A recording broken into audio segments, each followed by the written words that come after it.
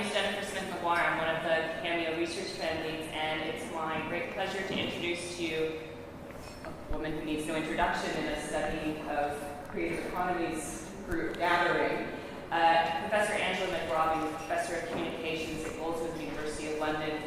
She began her career at CCCS in Birmingham. Her early critiques of the lack of attention to female subcultures still ring true today. Her work on postmodernism, popular culture, and feminism will have influenced a number of us in the room. I blame you for my career path, by the way. More recent work on precariousness, creative economy, all of that speaks to what we're doing here in these 3 days. As Mark eloquently said, she pretty much invented what we're doing. So it's with tremendous pleasure that we welcome Angela to talk about 3 paradigms for creative economy research.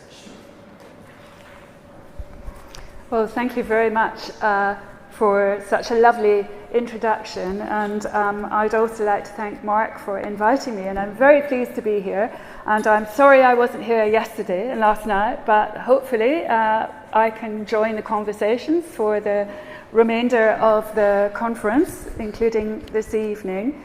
And the paper that I'm presenting now is very much a kind of overview summation. I'm kind of trying to get to grips with current thinking across the board in this field of what we might call creative industry studies, creative economy studies. And the structure of the paper is a brief introduction, and then I'm going to say a few words about cultural policy, then I'm going to talk about space, labour, and then I will end up drawing attention to the field of what we might call art theory. And hopefully then there will be time for questions. Okay, so let me begin. Every so often, I'm not going to kind of time the slides. I'll do them at the break. Every time I have a break, I'll change the slides. Okay, I offer this paper today in the spirit of summation and taking stock. We've just been winding up our contribution to the AHRC Create 5-year programme, which in my own case entailed a series of multi-methodological qualitative investigations carried out over 3 years of fashion micro-businesses in London, Berlin and Milan, with particular attention to post-2008 graduate and youth unemployment in Eurozone countries, and in London, as we all know, exceptionally high costs of living and workspace. What I want to propose today are that we need to take into account 3 different paradigms. It seems to me that there have been 3 paradigms in place in our field for the last 15, 20 years. And I'll address a number of issues in each. The first is what I call a cultural policy paradigm. The second is the concept of space/labour. And thirdly, we have art theory. The interrelated arguments I propose are as follows. First, that in cultural policy debate, and in the context of the current discussions about inequalities and exclusions, the specifics of sectoral differences need to be more fully addressed. For me, these pertain to art and design, and they're very different from, say, television, classical music, or theatre. Georgina Bourne has referred to this as the need to better understand genre-based professionals and the institutions in which they are embedded. Second, I want to say that in regard to space and labour, more attention needs to be paid to what I would call the sociology of permanently transitional work, where creative careers are now often pursued alongside and tucked into, even submerged by a range of other service-related activities, so that as to become indistinguishable from the service sector, which is actually something that Andrew Ross predicted about 15 years ago. That is to say, including a kind of mashups of curating coffee blends, creative cake making, as we all know, shops set up by fine art graduates that bring together hat making and hairdressing. So there are these kind of service sector mashups going on, with indicating the wider prevalence of a kind of extended, proliferating service sector. With the focus on space, we are faced with a number of problems for a creative economy, including the need to decentralise London and develop stronger regional models. I also offer today some reflections on the realm of art theory and the thinking that has emerged from debates artists have been having about their own labour. I propose that we need to retrieve the art object or the work, the film, the painting, the item of clothing, the theatre performance, something which Georgina Bourne also reiterates in her seminal 2010 theoretical article in Cultural Sociology. What would it mean to more fully reinstate aesthetics, the art and design objects themselves? Is there a strong case to be made for a sociology of aesthetics that would be dynamic in new creative economy research? If it is for the reason of making, producing, or creating that the workforce is there, then does it not make sense for sociologists to find new ways of integrating and making more use of the objects and artifacts themselves, allowing them to speak, as it were, thereby also making a break with the harried idea of representation? One could simultaneously propose art making as a more modest dialogic activity. Actually, what we find in the radicalized art theory world is so fierce a rejection, ironically, of the art world that the objects themselves disappear there as well. What is gained, I ask, by leaving the art works behind? Why is art somehow no longer good enough for art philosophers? And to the creative labour sociologists like ourselves, I also want to pose the question, if people in the culture industries will often work for nothing, unpaid, on the basis of belief in the project, for example, if somebody is invited to work with Ken Loach, do they say, oh, I would do it for nothing?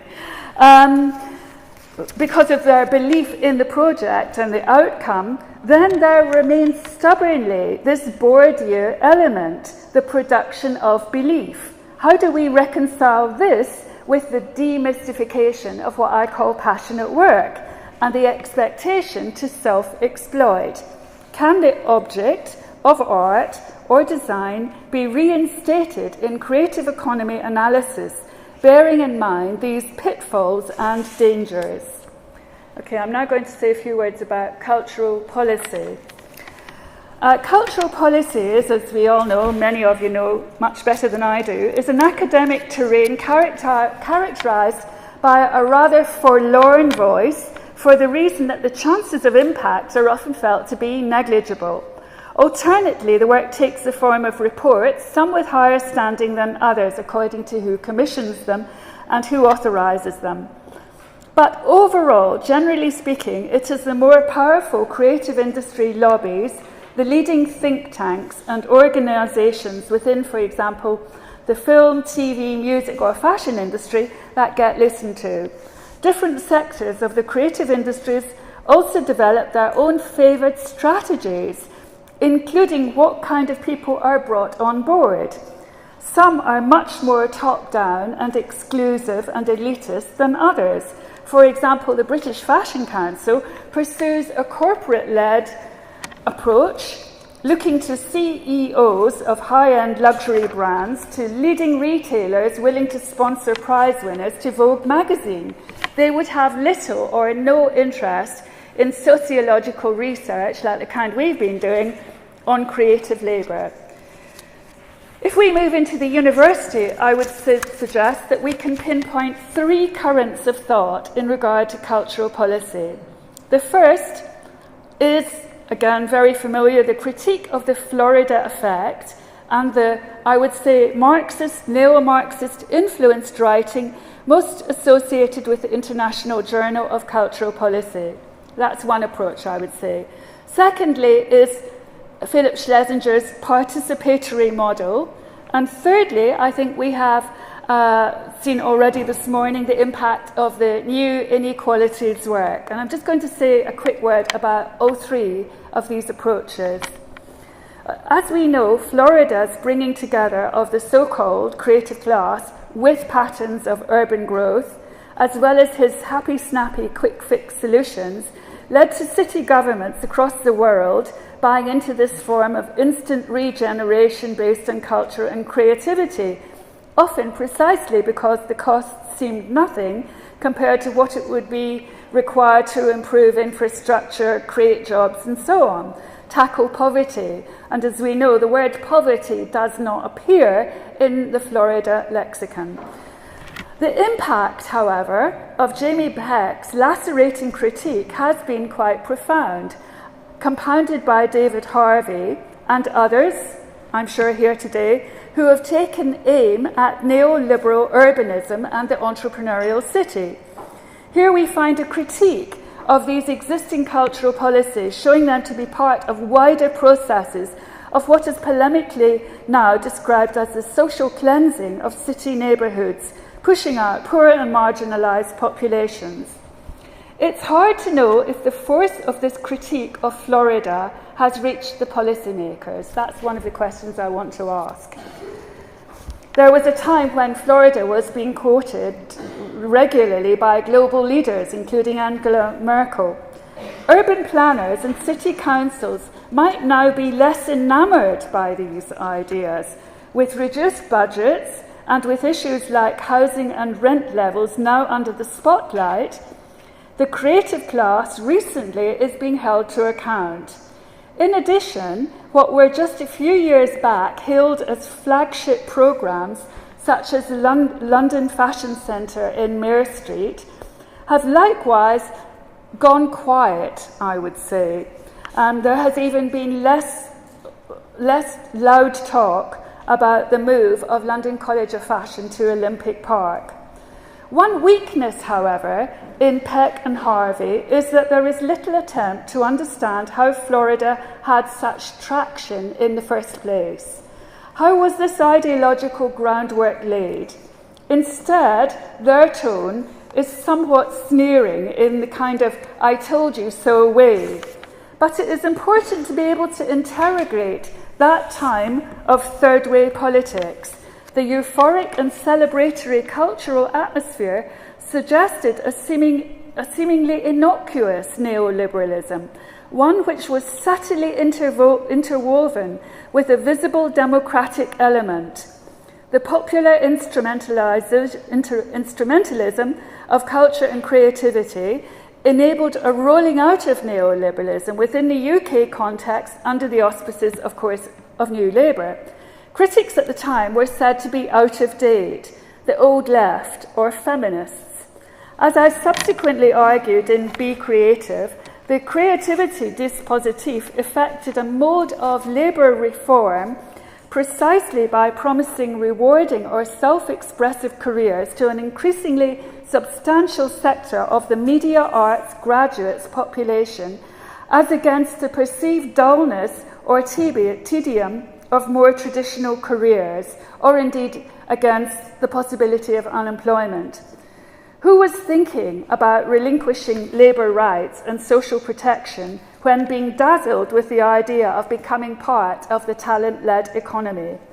In short, we need to calibrate between the continued, maybe more subdued rolling out of some Florida-esque projects alongside the heightened resistance and its impact.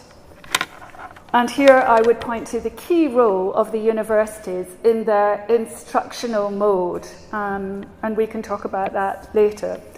The participatory approach to cultural policy is sketched by Philip Schlesinger, and this is the model of the cultural policy academic as advisor and expert, something which fitted more comfortably with academic research in times of social democratic government, being elected to serve on the BBC Trust and so on. Schlesinger notes that this tradition was more or less swept away in the UK with New Labour's excitement about the growth potential of the creative economy.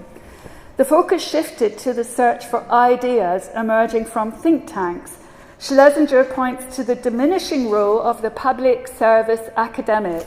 I think that's a useful formulation, the public service academic, and the replacement, he argues, of democratic engagement with fast-tracked experts, all brought into a realm characterized by what he describes as a market-driven model of the knowledge class.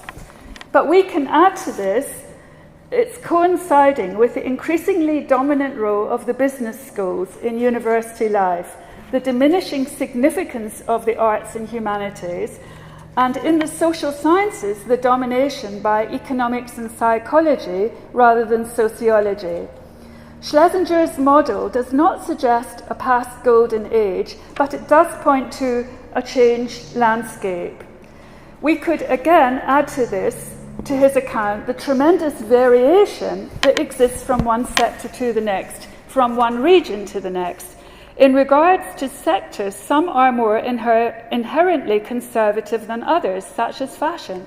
I would say fashion is extremely conservative in comparison to the BBC, for example. One is, of course, commercial, the other is public sector, but we need to kind of recognise these differences. Basically, one could waste a lot of time waiting to be invited to almost any notable event, never mind being listened to in the fashion world. This is different, for example, from the long relations which media academics have had with the BFI or with the BBC. The political landscape inevitably influences who is deemed worth listening to. And I would say that, for example, Creative Scotland pursues a more open-minded, less commercially driven pathway than its English counterparts. In our research, we found there to be a common vocabulary between policy documents in Scotland and Berlin.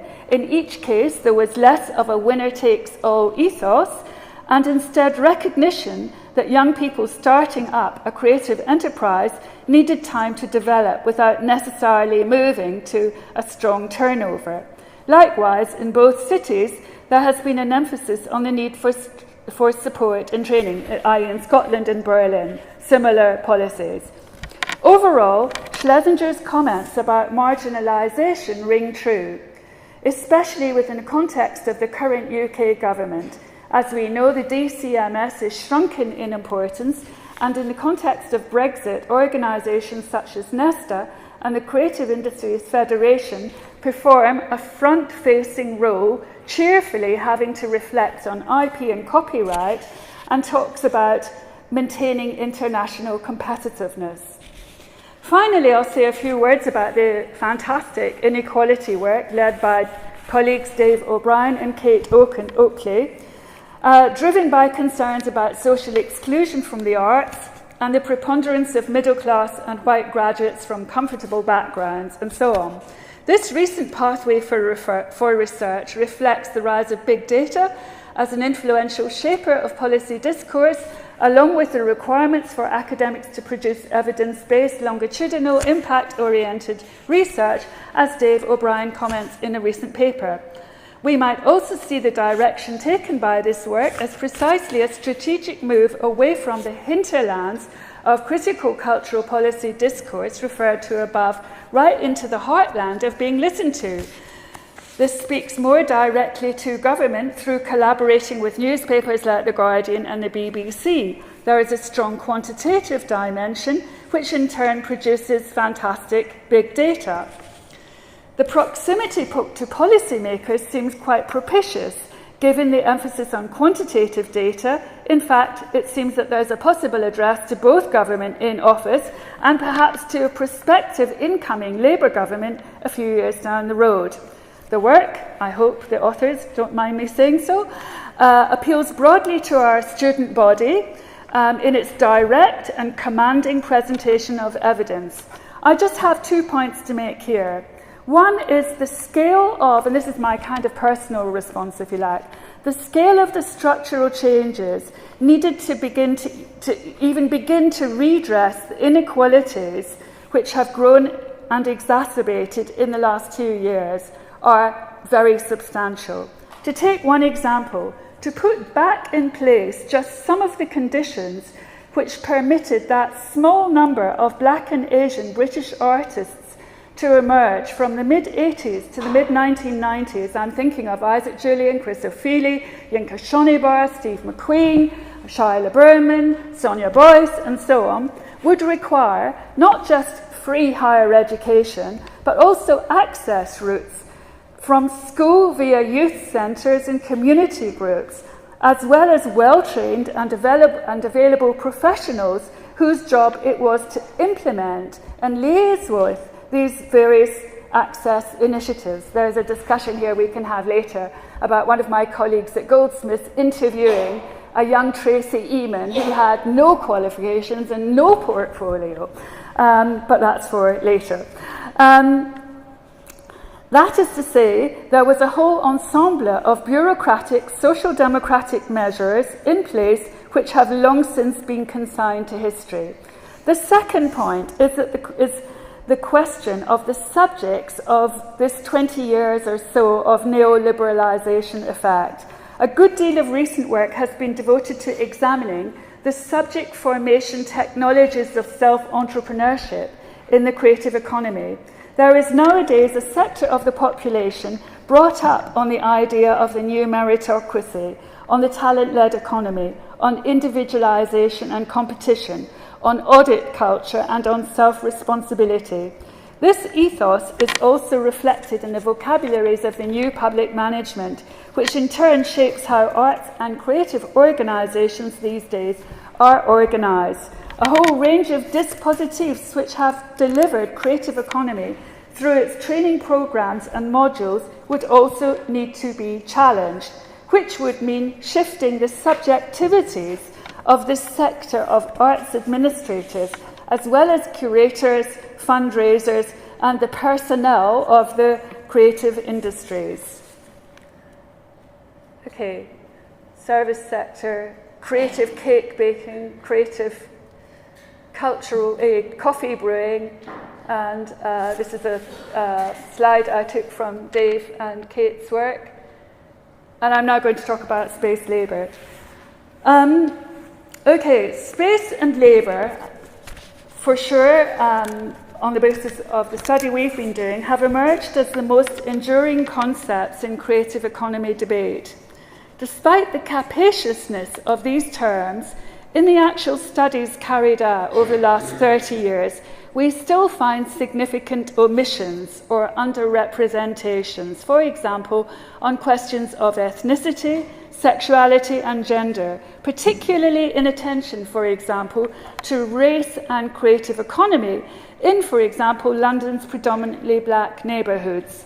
Studies have largely overlooked the impact that creative quarters have on local migrant communities and sexual minorities, while paying lip service to the downside of gentrification.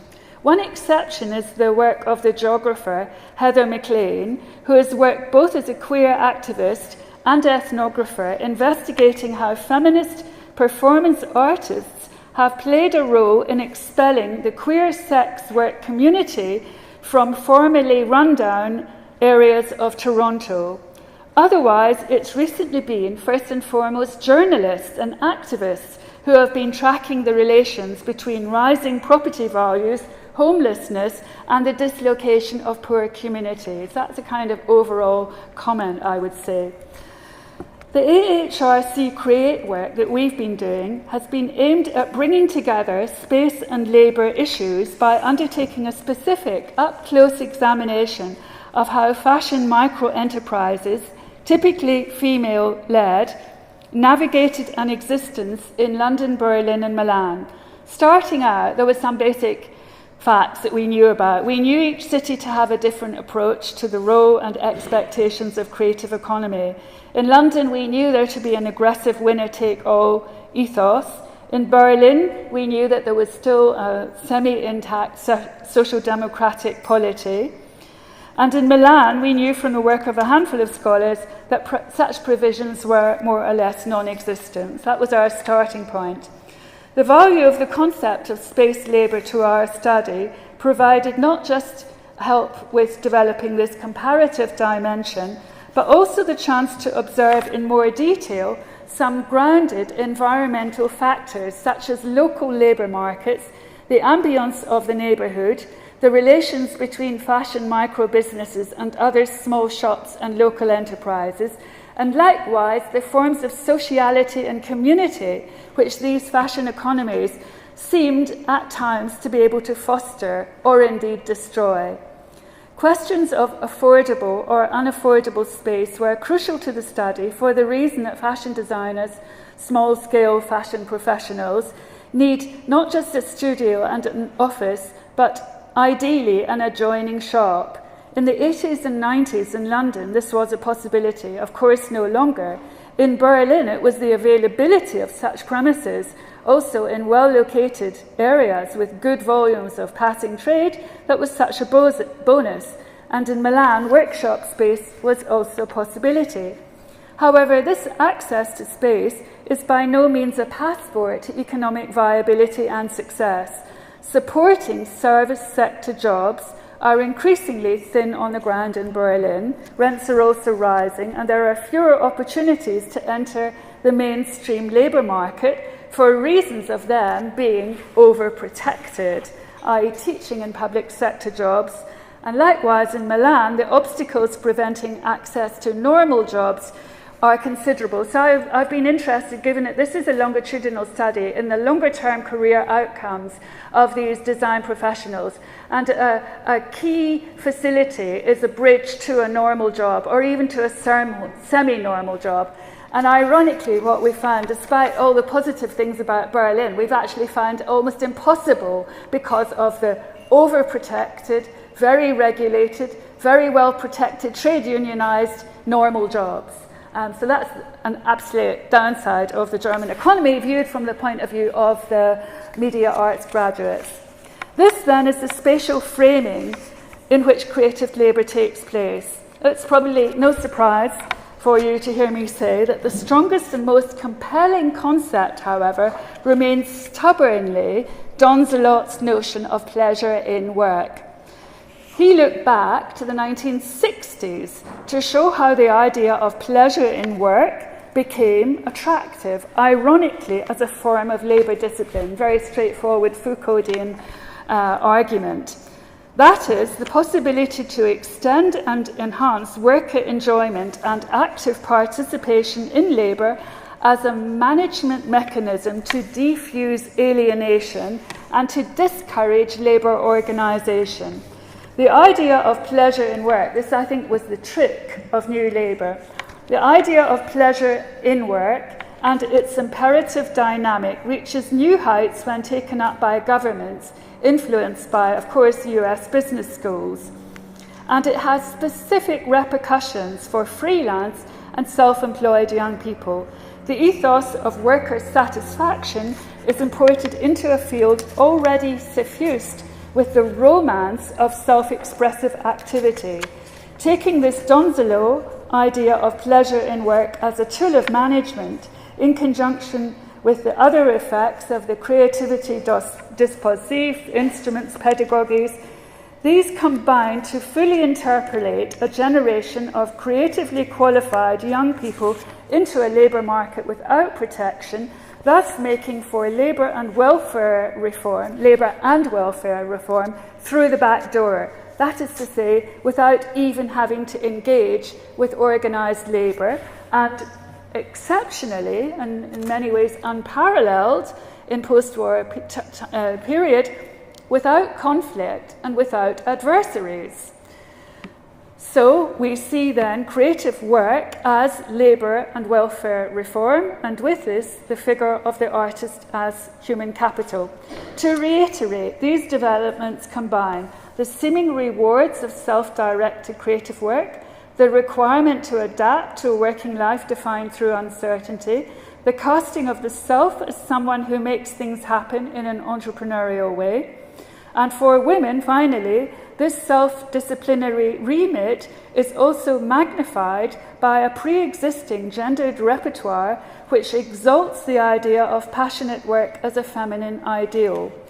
Within the creativity dispositif, therefore, the casting of young women as romantic subjects of creative work marks out a process of what Lisa Adkins calls gender retraditionalization.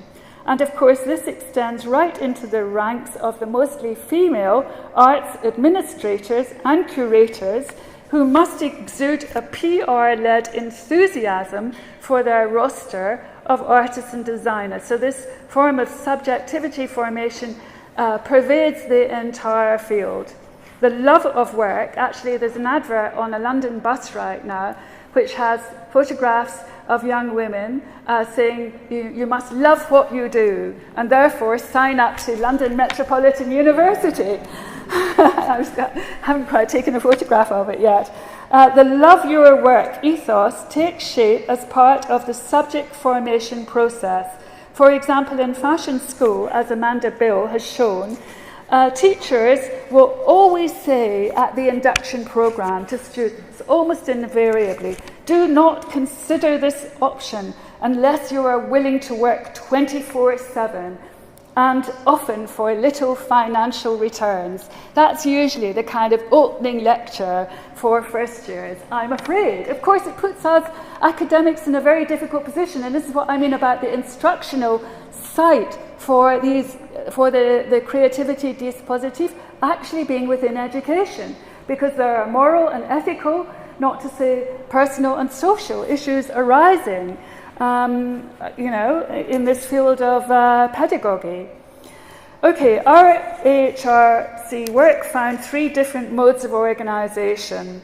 London, we found self-organised professional urban fashion networks, but with a large but afterwards, which I'll come on to in a second.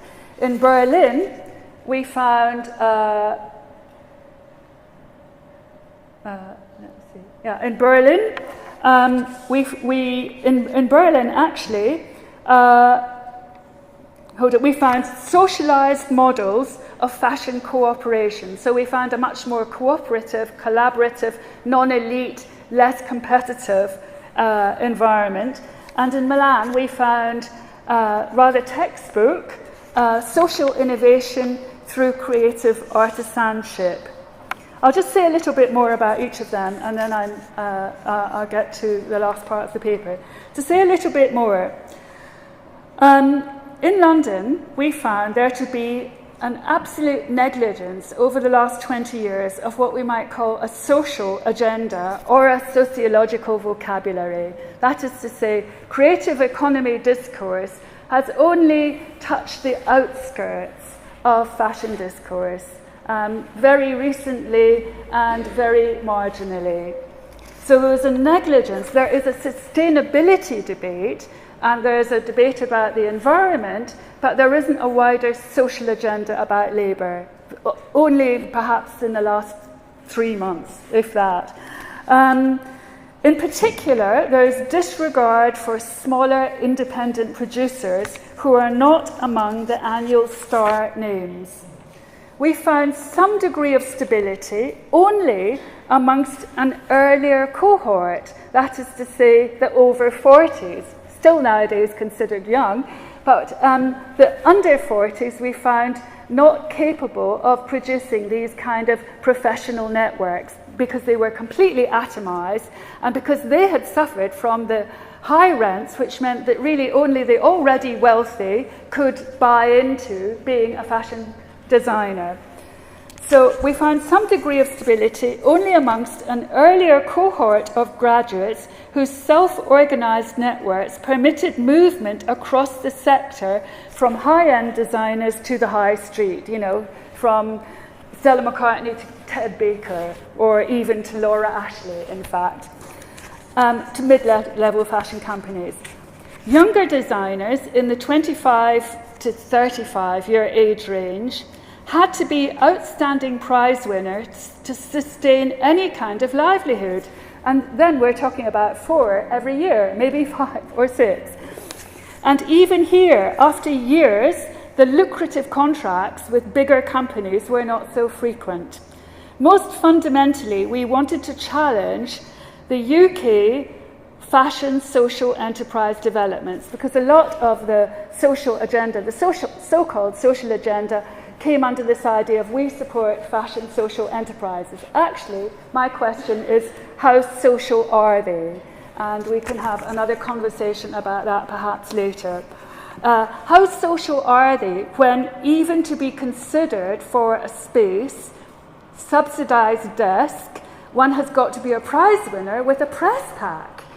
You know, that really already filters out thousands. In Berlin, there is indeed a stronger sense of collaboration and cooperation from well-known designers to knitters and sewing shops dotted about neighbourhoods such as Neukölln. Mostly, these are very interesting because they're female-led and with the support of various Senate-administered self-employment grants and so on. They all operate with a not-for-profit ethos. The presence of a social democratic political culture permits, and I think this is significant, a non-stigmatized relationship to welfare and benefits. And that was in complete contrast to London. Nobody in London would ever talk about being on the dole or needing housing benefit, whereas in Berlin it was completely non-stigmatized. I'm going to, However, to point the downside, we noted a much wider distance between formal and informal labour markets, with the former displaying all the attributes of a closed shop ethos, a dynamic part of their labour organisation, one that is compounded by the layers of qualifications and complicated kinds of training, Meisterschaften, in order to enter a regulated, protected job. So we find this kind of hidden discrimination factor in Germany to be very embedded, not just in Berlin, but across the country. And this makes it almost impossible to enter a job that would provide, even on a part-time basis, a more stable income over the longer term, enough to bring up children and to have benefits and protection and a pension. Forget it. It almost doesn't exist. Likewise, higher education in Berlin is fiercely protected and as rigid and hierarchical a system and as male-dominated and, I'm afraid, as white as one could possibly imagine. So I don't want to present Berlin as some kind of rosy paradise of the social democratic ethos. This too makes the informal flows, which are so frequent in the UK, the fact that you can teach in a UK university actually without having a degree if you've got the right kind of experience. And that does provide possibilities and potential. Okay, and I'll just say a few words about Milan and then I'll finish off.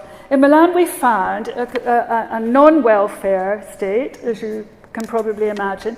And what we found was the relief of being out of unemployment. And this was really interesting, that graduate unemployment was so high in Italy when we started this study that there was the sheer psychological relief of mostly young women working in couples, making silk shirts, selling them online, and being able to go to a party or a social event and say, oh, I'm a fashion designer. So this was really significant, and we had a very good ethnographer in the field kind of tuning into the psychological relief. So it wasn't so much pleasure in work, it was not the pain of being both living at home with a degree and doing nothing. I think, why does all this matter? It begins to describe the destinations of a large proportion of arts and humanities graduates, those we teach, from publishing to theatre administration. These are the kinds of semi-jobs that are waiting for them or not waiting for them. It matters because the above accounts of working lives also help to answer the question of pleasure in work. Our Italians all desperate to move to London, and one of them said the dream would be Brick Lane. So they talked in very flowery language of maybe also desperation, and the degree to which self-organised work in so many of these sectors does indeed require the kind of subjectivities, what Christina Scharf calls cheerful positivity. And I think that's absolutely the kind of subjective stance that is needed in order to maintain some kind of a specific type of cheerful demeanour or conduct. This also asks more fundamental questions about the future of work across these sectors. And in descending order, we can see social protection existing in Berlin in Germany, but with a question mark, I would say social welfare and protection not really existing in the UK anymore. It's not viable to be on the dole and trying to knit jumpers, and not at all in Italy. Okay, and I'm going to finish off very quickly by just really referring to the rise of art theory, because I think it's a kind of there's a vacuum in the conversations we have, and often there isn't a shared dialogue with our artist colleagues. So I'm just going to say a few words about the art colleagues, which of course I share, being in a former, Goldsmiths obviously has a reputation for its art department. So the emergence, and I think this is really interesting, and we need to perhaps engage more with some of this theoretical work. The emergence of cohorts of fine artists who have become widely involved in activism and anti-capitalism protests, including those taking place around gentrification, precarization, self-exploitation, internships, and low pay across the sector, is one of the most significant events within discussions about the arts and humanities and the creative economy. Here also, we find a cross-generational dialogue. For example, Martha Rosler, the leading feminist artist from the 1970s, who did the famous Semiotics of the Kitchen, is now in dialogue with her younger colleagues in E-Flux about precarious labour and so on and so forth. So there's a strong feminist presence there. Also, previous art struggles we find are reignited in one collection called Joy Forever. Somebody goes back to Metzger's idea of the art strike. I think Metzger recently died. It's an article by Stephen Shukatis, and it's titled Art Strikes and the Metropolitan Factory. But these bodies of work exist in a different academic space from our own. And most of the artists actually look to philosophy first, and then particularly to the work of Hart and Negri, and then back to Marx and Grundrisse, but also to philosophers such as people you're familiar with, Jean-Luc Nancy, Lazzarato, Berfardi, Paolo Virno, and Agamben. All of whose work speaks to questions of immaterial labour, debt, new forms of activism and resistance. There is a positive spirit of contesting REF-type requirements for publication in this work, resulting in what is referred to as post-disciplinary work. I like the idea of being post-disciplinary writing and text. The advantage here of not being weighed down by REF and careful empiricism is the freedom to roam through various political philosophers, most of whom indeed can provide such valuable pointers for understanding our current socio-political predicaments, particularly, of course, the reading of Grundrisse by people like Lazzarato, the idea of taking the time from capitalism to combine the free labour work of Tiziana Terranova, and this giving rise to what's called joyful resistance. So they're putting a more positive spin on our general gloominess, not to say despair. For sure, this provides a strong rationale for a new generation of precarity activists. It's more optimistic and rich in its ability to develop concepts such as capture, virtuosity, immaterial labour. This body of writing is also inspirational to artists themselves in how they perceive their practice, encouraging greater cooperation after decades of Damien Hirst-type competition, conservative individualization, and self-entrepreneurialism.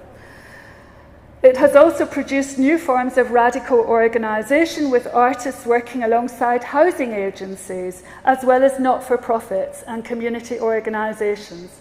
However, there are also problems here around race and gender. They've been marginalized until very recently. This is a white, male, Eurocentric kind of circle, coming to feminism late in the day, and the engagement with black and post-colonial artists is infrequent, to say the least. Moreover, the work of art itself disappears from critical debate, though waves of first institutional and then infrastructural critique, as my colleague Marina Wischmidt puts it, philosophy seems to replace artistic practice. So theory replaces art. And it is a theory-driven repoliticization of art and the Design Academy with close attention paid to the conditions of trying to make a living in times of precarious labour. Okay, bearing this in mind, I'm going to finish off with just two comments. One, which is that given that the artworks themselves have tended to disappear from art theory, the question arises, which is the one I started off with, well, what happens? How can we bring it back? And what would it mean to bring it back? And I found Georgina Bourne's article in 2010 extremely useful for the kind of multi-layered, deep sociological, post-Bourdieusian account she gives to justify allowing the space for, as she puts it, the agency of the author, re-theorizing authorial agency, and also to understand what she calls the sites of emergence for genre production. And to me, that also helps us get a better grasp of this idea of sectors and the different, that is to say, specific kind of professional practice.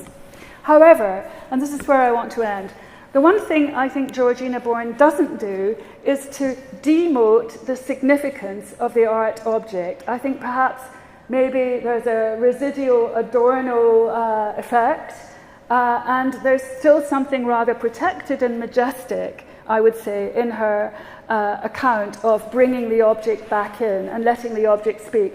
And what I would argue for, influenced as I am by cultural studies, is for a less rarefied notion of art, for art to be ordinary, and for cultural production to be something that can address audiences high and low and across the boundaries of race and class and gender. And the example I gave, one could give many examples, particularly the work, of course, of the Black and Asian British artists, but I actually want to finish up with a very interesting example by a Berlin filmmaker, young Berlin filmmaker called Tatiana Kuransky. And really what she's done is created a trilogy of films about gender and work and gentrification. And she's produced a kind of visual sociology as well as work that can be shown within an art context. So I'll just finish off with mentioning this film, Eine flexible Frau, which shows both the devastation of hipster capitalism and gentrification processes in the Berlin landscape as seen and as felt. So there is a strong affective dimension by an architect, a young woman called Greta. Quoting Georgina Bourne again, I would say this film demonstrates the productivity of the aesthetic and the inventiveness of a feminist narrative genre with the capacity of the object to render new and further away audiences. Thank you.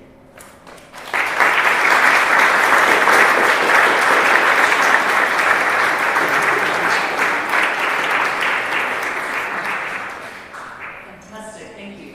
We'll take questions from the floor. I think there is a roving microphone.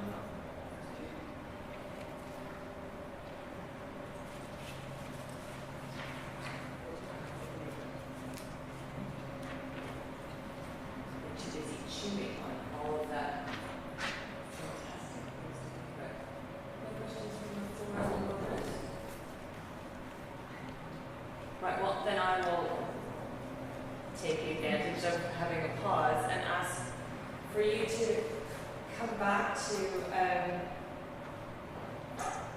something right near the beginning in terms of thinking about the extended proliferation of the service sector and the capacity for us to lose sight of the creative industries almost as they get subsumed within those occupations, and thinking about where you see our role, because you kept coming back to the higher education's role in instance interpolating these future passionate workers. What's our role, do you think, in terms of academics?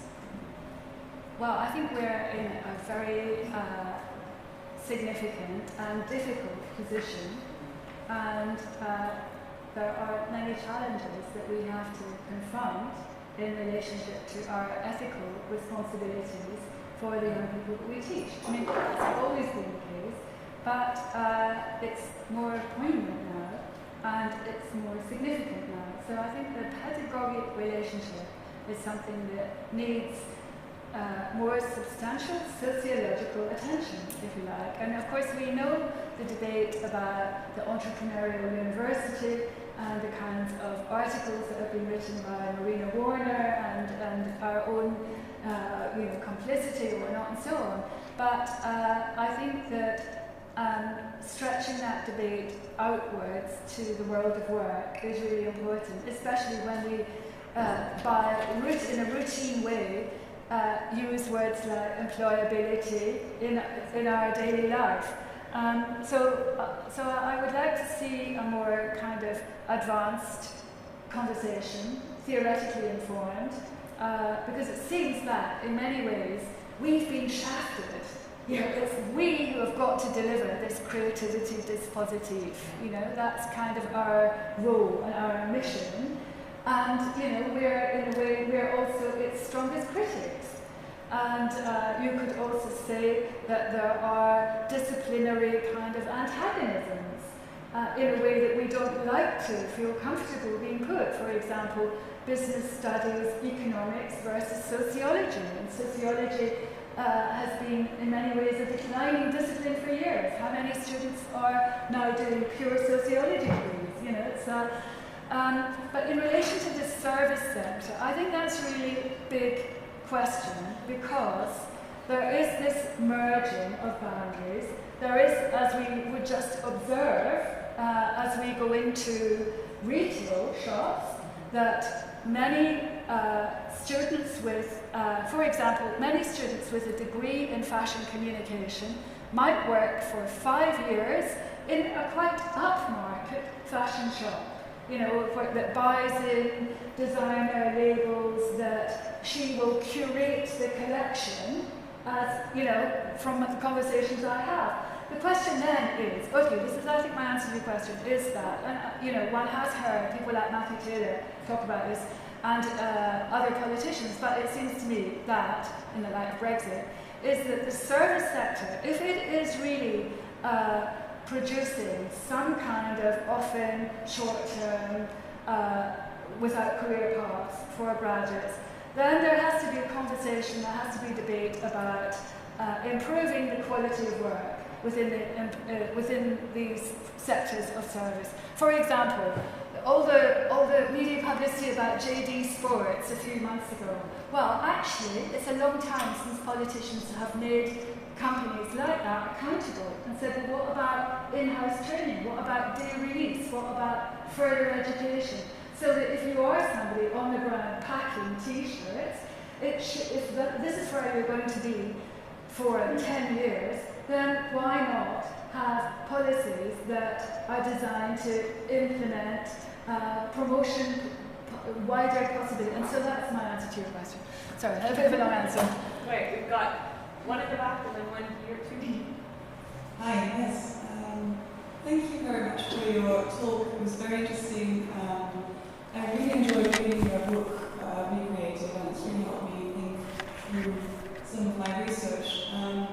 I study, part of the things I study is self-organizing groups of artists in the context of Amsterdam and the relation that we have to space.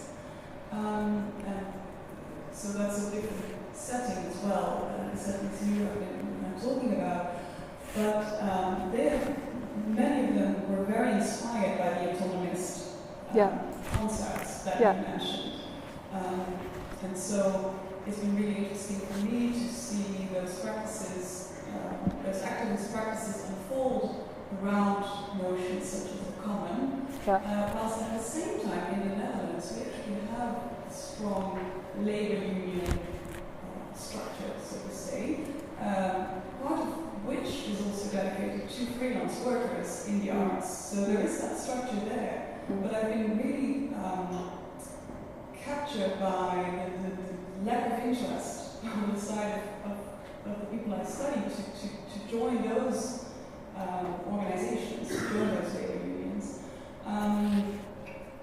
And I wonder whether it has anything to do, and you hinted at some of that, but I was just wondering if you could expand a little bit more, whether it has to do with the fact that the autonomous theory acknowledges this sense of singularity, individuality, much more than the classic sort of sociological theories do. Yeah. Well, thank you for that. You're absolutely right. There is a kind of mismatch between themes of singularity and of flight and exodus and self-organized, often spontaneous formations associated with that body of work, and the much more embedded institutional processes associated with trade unionism and with the history of labour organisation. You're absolutely right. And the two factors that I think you also invoke are the internet and digital communications, and that also producing or maybe furthering opening a generational chasm. So on the one hand, where I refer to Martha Rosler and older working with younger, likewise at the same time there is right across the creative economy debate, I would say there are substantial generational consolidations and divisions wherein older people are absolutely only present, if you like, as teachers and also as old teachers, you know, who mention the word trade unions or who can point students in the direction of practices. For example, the history of housing associations in one of my modules. Nobody had heard of the idea that there had been squatting and struggles in London in the 70s, and in many of the streets they were living had been originally occupied, and so on and so forth. So that history of labour struggles and of community struggles was very much delegitimated and disavowed through those decades of individualization. And then, as you point out, well, what kind of politics re-emerges? And it is this politics of singularity and of spontaneity and of coming together. And I think there's no solution. And I think, however, we can point to some problems. For example, in Germany, as I said, the trade union movement doesn't want to know about informal workers. You know, you would find the trade union movement, the SPD, and the corporations work together, and they've got a very nice deal for their German workers. And they don't want to know about unemployed women knitting in Neukölln. So there are a lot of challenges there. And I think actually, really the most persuasive answers I've found have been a more collective version of singularity based around new politics of organised labour through freelance work and through artists developing forms of protection. But thank you. I think you're right. Thank you, Angela. I would like to go back to your point about education as the actual site of the creative dispositive. But a comment and a question, maybe. The comment relates to when you refer to different disciplines, to social work and business schools, and their different engagement with that subject.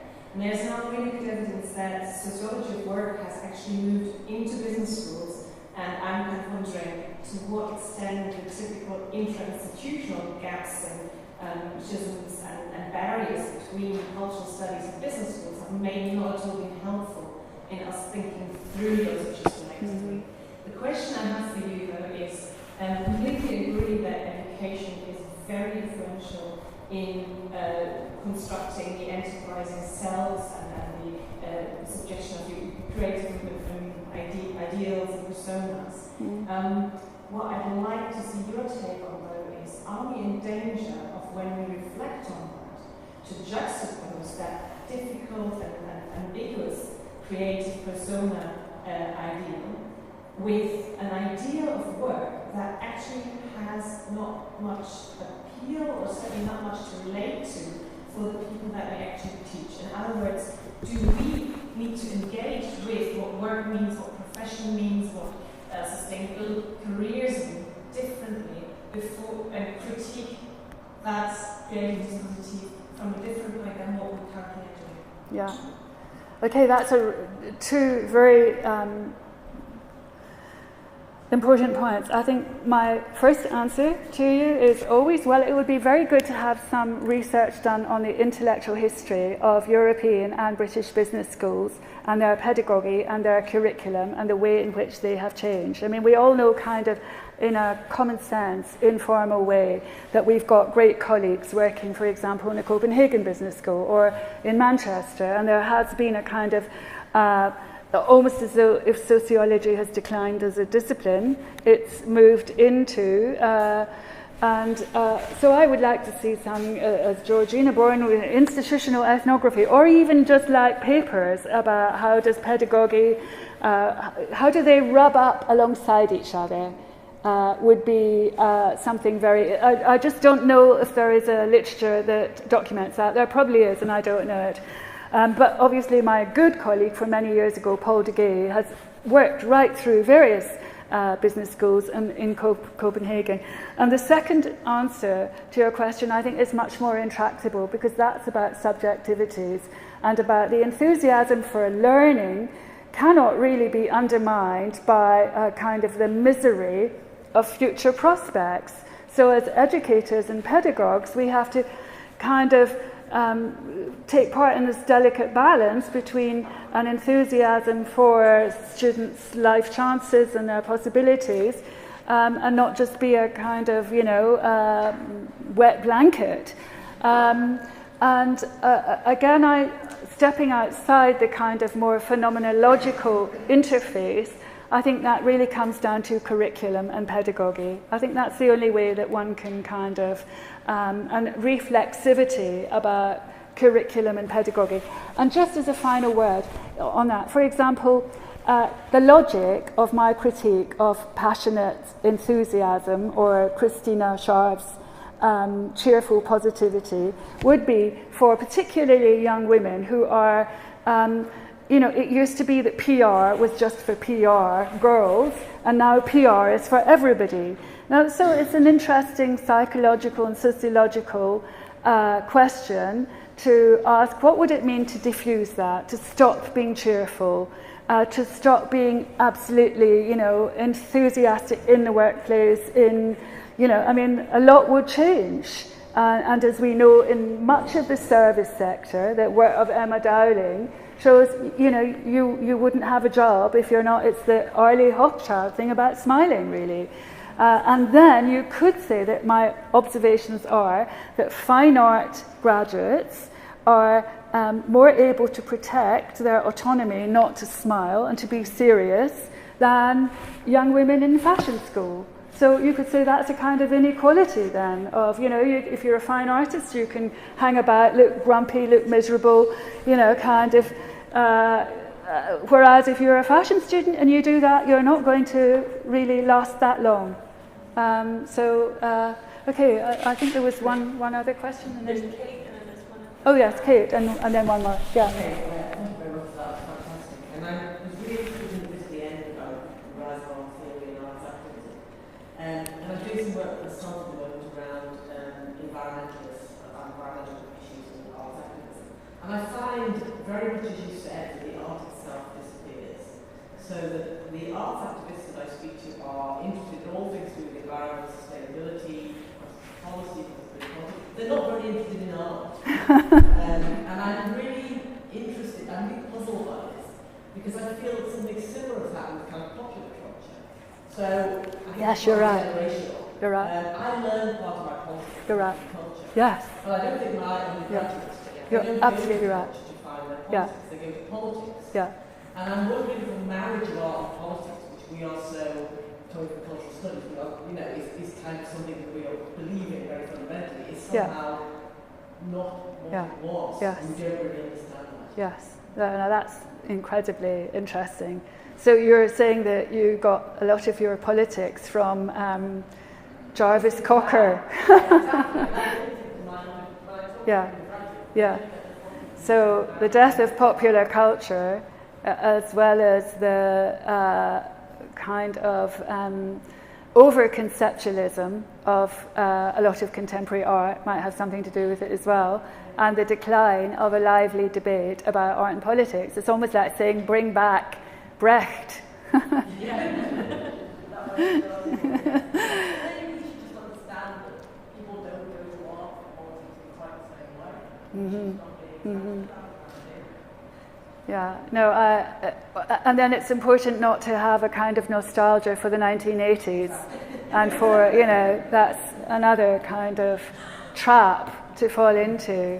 And I mean, of course, the materialist argument there is the one that really kick-started our work in the creative industries, which is that when young people were able to be on the dole in Glasgow, they produced better music than they have ever done since. So, and they could read, they could sit in the pub and read, and so, but that's not an argument, of course, for mass unemployment. It's an argument for a better way of dealing with underemployment and the modern work society. Okay, I think there was one other question, and then maybe we can... We'll break for lunch. We'll let you have your lunch. Last question from the back. Hi, thanks. Angela, I'd like to pick up on the discussion around mediums, which I think is really profoundly understudied in analysis of cultural work. We know that mediums have a really long history of collective organizing in the arts and cultural sector. We know that they do really important advocacy work that have done for decades. And currently there are, globally, lots of unions are at the forefront of the advocacy and debates around inequality in the cultural sector. But there's so little work done on unions as important institutions for the big market and political institutions. And that, of course, links then back to questions around what do we teach, and who do we teach it to, and how do we understand that before. I'm wondering if you can comment on sort of what I consider to be a blind spot. I didn't hear the last.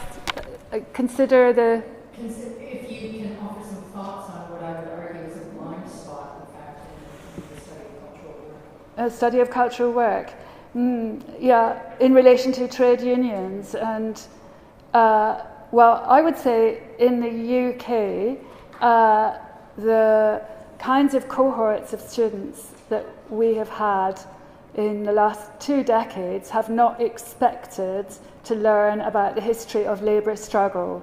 I would say that as I don't know if that answers your question. It would be something very secondary to their education. And does that answer your question? Sorry, I don't know if I got the whole flow of it. I'm a bit tired. Could you say a bit more then, of where you're coming from?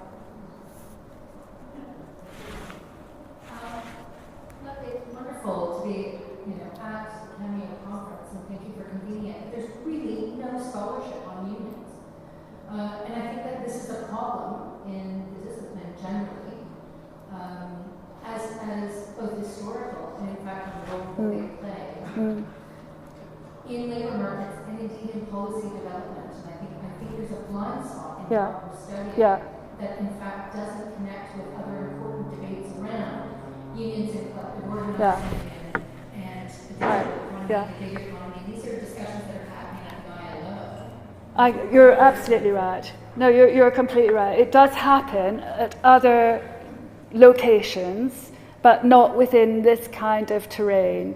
And a local answer to the point is also that, of course, the Thatcher years were marked by the decisive victory against trade unions, and I think that had cultural repercussions.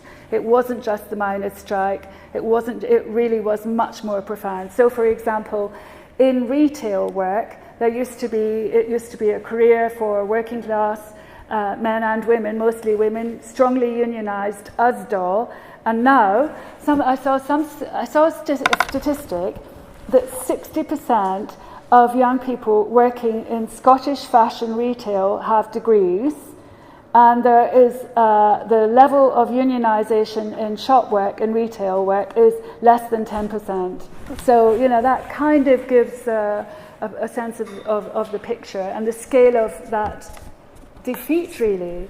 And the way in which, during the Thatcher years and subsequently, somehow it was a little bit like the anti-feminism. Trade unionism was seen to be dead, over, might have had a role in the past. It was all old men who might be rolled onto Newsnight once every 6 months, but they didn't ever have anything to say. So the image of the trade unionist completely disappeared from political debate, I remember, from not long after the Thatcher period.